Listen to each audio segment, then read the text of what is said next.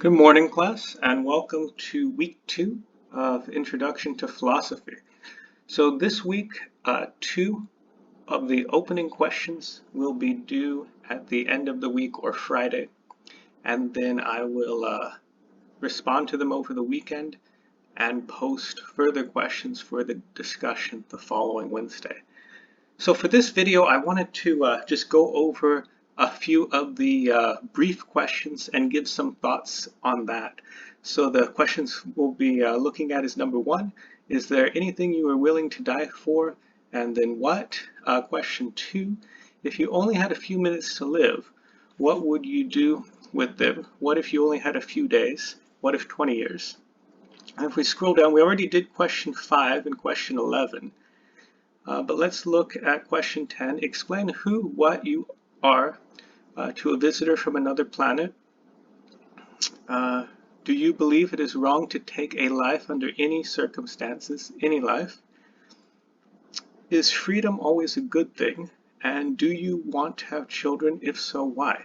So those are very brief questions. But I wanted to sort of point out two things about each one of the questions if you decide to do these questions, and some ways to approach it philosophically. The first thing might be to establish what topics in philosophy it relates to. And each of our chapters deals with a particular topic. So probably the easiest one, if we scroll down to question 15, is freedom always a good thing? There's an entire chapter, I believe it's either chapter 6 or chapter 7, on freedom. So if you decided to do this question, I would definitely check out that chapter. In philosophy, one of the initial questions many philosophers ask when they see a noun in a sentence or a noun phrase is, what do you mean by that? So is freedom a good thing? And the philosopher might ask, what do you mean by freedom? And what do you mean by a good thing, right? And so when you look at the chapter on freedom, it would give you a variety of different definitions of freedom. And so if you decided to answer that question, you'd want to not only say yes or no, or here's why I can't make that assessment as clearly as I'd like to, but you'd want to also give your definition of freedom. And this is important for all the questions.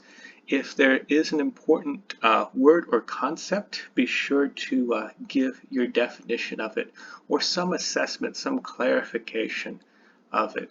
So what would something good mean in a bit more detail, right? So draw between something that falls into a category of good or bad, or something that might not apply to a category of good or bad.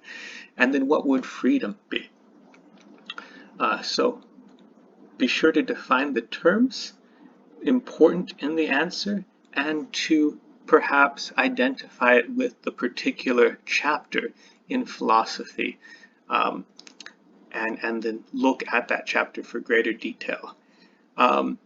So question 1 and 2 are interesting questions. Is there anything you would willingly die for? And if so, what? And if you only had a few minutes to live, what would you do with them? What if you only had a few days? What if you only had 20 years? And so these questions might fall or relate to chapter 2, which is the meaning of life, right? So this is a very old philosophical question. Is there a meaning to life? And if so, what is it? Question 3 also kind of addresses this in a different way, right? They take 3 different animals. They have an insect, a cow, and a human being. And they ask, is there any difference between these 3 forms of life? And if so, what? And many would say, well, maybe it's the meaning. Well, what is the meaning? So if we take question 1 again, many students say one of the things they'd be willing to die for is family. And I think that's a perfectly natural answer. But then, much like freedom, we have to ask, well, what exactly is it? And you imagine someone like Socrates saying, well, would you be willing to die for a distant family member that you've never met? And most people say, well, no, I wouldn't, that's not what I meant by family per se. I don't mean like a distant second cousin that I've never met. And then Socrates might say, well, what about a really good friend, a good friend that you uh, are around every day? Would you be willing to die for that person, even though they're not technically family? And you say, well, yeah, I'd be willing to die for that person too. And then now there's a confusion because whatever concept that the person reading your answer had of family, there's been an exception either way, right? There's a certain family member you wouldn't die for, someone you never met before, and then there's a good friend that you don't consider family, but that you would die for. And so now you have to ask yourself, well, what did I mean by family? Is there another way to describe what I meant that better includes that good friend and excludes that person I've never met? And so this is important with the concepts you use in the question, right? If we skip down to question 2, if you only had a few days to live, what would you do? Now, many people, let's go to 20 years. Many people, when they hear the 20 years, they say, oh, I'd travel a lot more. And again, we might ask, well, what exactly does that mean? You'd travel a lot more. And you imagine a character like Socrates saying, well, would you hop in a plane and travel around the world and come right back, not stopping? And I said, well, no, that's not precisely what travel means. And you'd explain that you'd stop at certain destinations. And then the philosopher might ask, well, why certain destinations and not other destinations? And that's when you'd start to sort of describe philosophically what you're attempting to do or achieve by travel. It might not be descriptive enough just to say I want to experience new places, because that could be any place. Or what describes something as new and something as not new, given that change is always occurring, right? Even when you go visit your favorite coffee shops or something like that, they've changed a little. So in one sense they're new, but they're not new in the sense that they're completely new. So what would that mean? So these are some ideas for clarification with a few of these questions. If we go down to question 10, explain who or what you are to a visitor from another planet.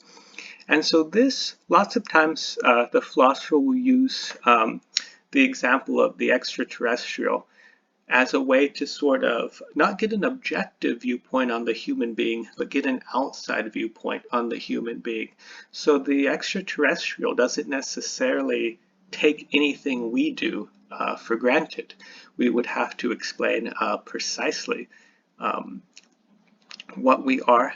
And here we might also have questions of metaphysics. What is the human being ultimately? Questions of meaning, right? Are we going to describe what we are by meaning? Here we see question 10 relating to question 3. How would we distinguish ourselves from other life forms? What would be distinguishing factors? How would we distinguish one individual, a particular individual, from humanity in general? So these would be important questions to consider, right? You could define yourself or humanity from purpose, and that would relate more toward the meaning to life.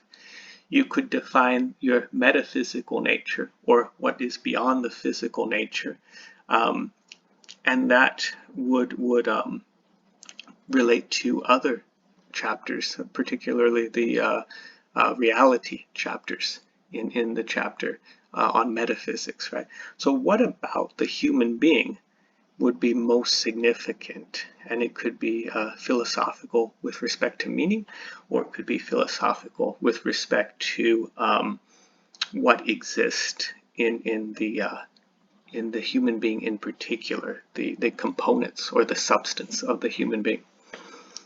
Okay. So I hope this helps. This video will accompany the assignment, which will be due on Friday. Again, just choose 2 questions and answer them as thoroughly as possible. Take care.